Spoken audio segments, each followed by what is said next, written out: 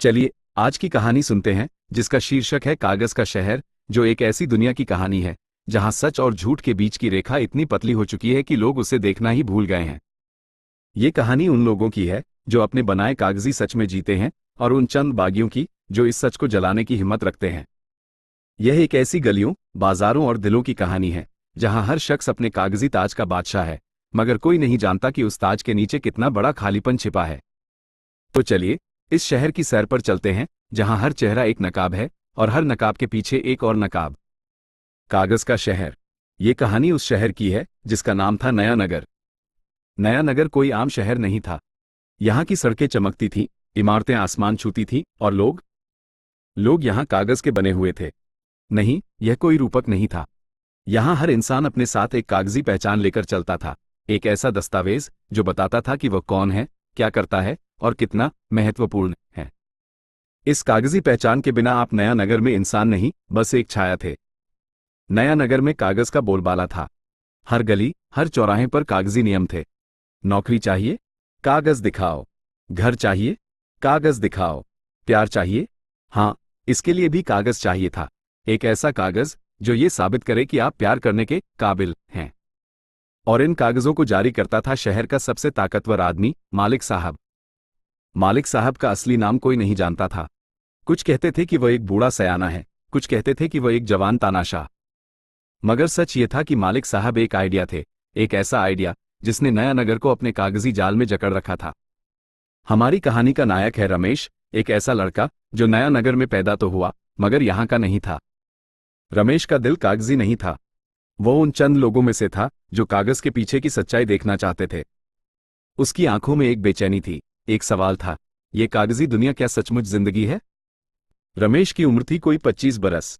चेहरा साधारण, मगर नजरें ऐसी कि सामने वाले को बेचैन कर दें। वह एक छोटी सी दुकान में काम करता था, जहां वह कागजी दस्तावेज बनाता था, जन्म प्रमाण पत्र, शादी के कागज, मृत्यु प्रमाण पत्र।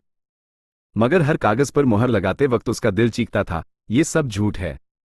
रमेश का दोस्त था सलीम, एक ऐसा शख्स जो नया नगर के नियमों को अच्छे से समझता था। सलीम की उम्र थी 30 के आसपास।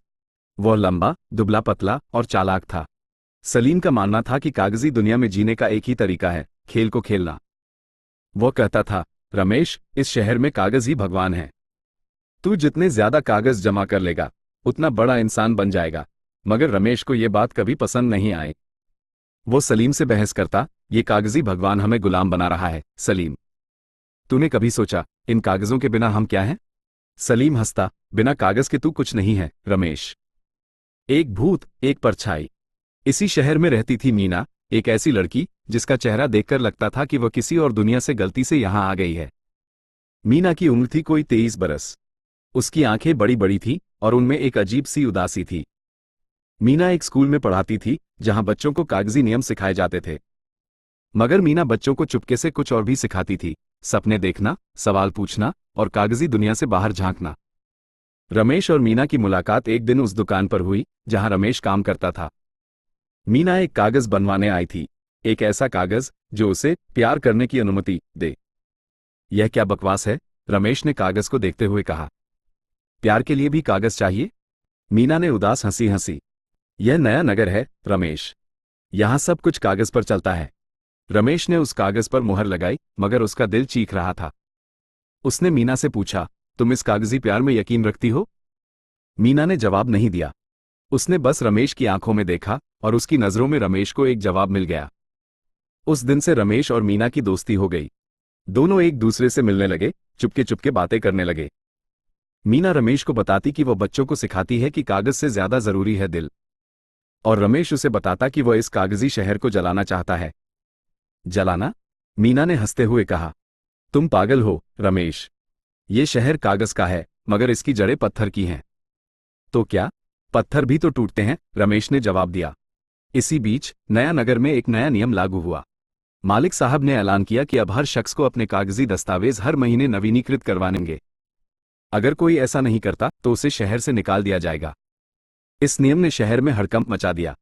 लोग लाइनों में लगने लगे, कागज बनवाने की होड़ मच गई। दुकानें रात दिन खुली रहने लगी। रमेश की दुकान पर भी भीड़ बढ़ गई, मगर रमेश का गुस्सा बढ़ता जा रहा था। वो हर कागज पर मुहर लगाते वक्त सोचता, ये सब झूठ है, ये सब एक जाल है। एक दिन रमेश ने सलीम से कहा, मैं इस कागजी खेल का हिस्सा नहीं बनना चाहता। मैं इस शहर को दिखाना चाहता हूं कि सच क्या है। सलीम ने हंसकर कहा, तू पागल है रमेश, मालिक साहब तुझे कुचल देगा। मालिक साहब कौन है सलीम? क्या तूने उसे कभी देखा है? रमेश ने पूछा। सलीम चुप हो गया। सच तो यह था कि किसी ने मालिक साहब को देखा नहीं था। वो बस एक नाम था, एक डर था जो हर इंसान के दिल में बसता था। रमेश ने फैसला कर लिया, वो मालिक साहब से मिलेगा। वो उससे पूछेगा कि यह कागजी दुनिया क्यों बनाई गई।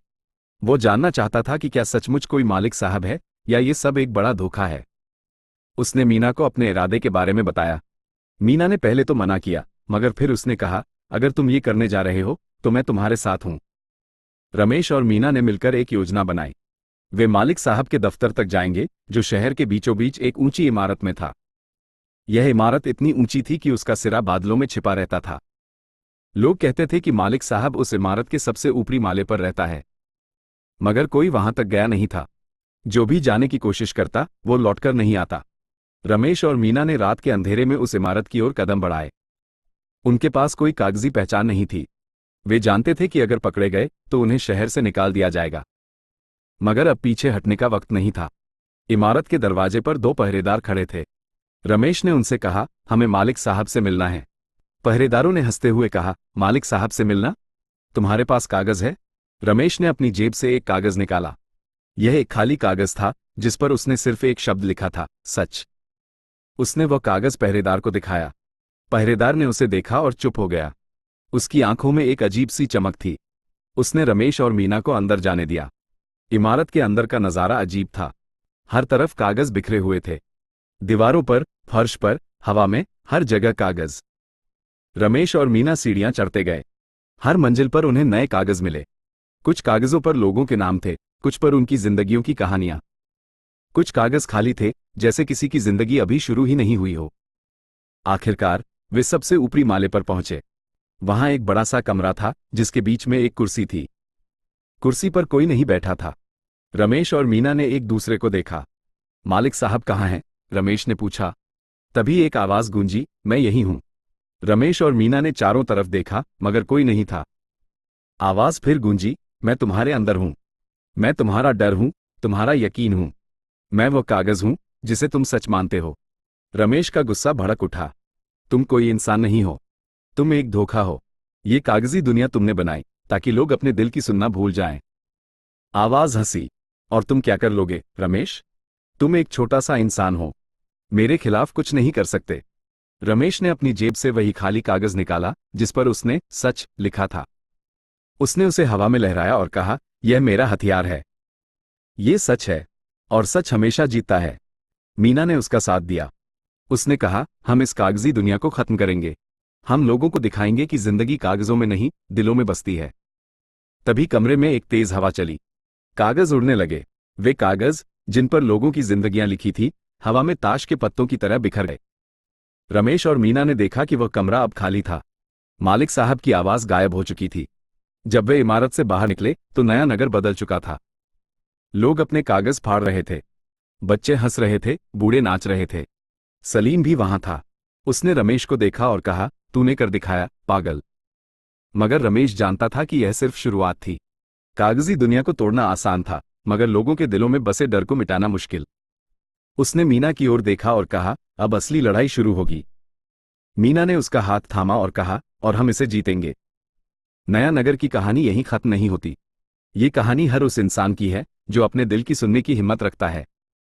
ये कहानी हमें सिखाती है कि कागजी सच कितना भी चमकदार हो, वह असली सच के सामने हमेशा हारता है। मगर सवाल यह है, क्या हम उस सच को देखने की हिम्मत रखते हैं? क्या हम अपने कागजी ताज को उतार सकते हैं? ये सवाल नया नगर के हर शख्स से पूछा गया था, और आज ये आपसे पूछा जा रहा है। सोचिए और जवाब दीजिए, क्योंकि जवाब ही आपकी असली पहचान है।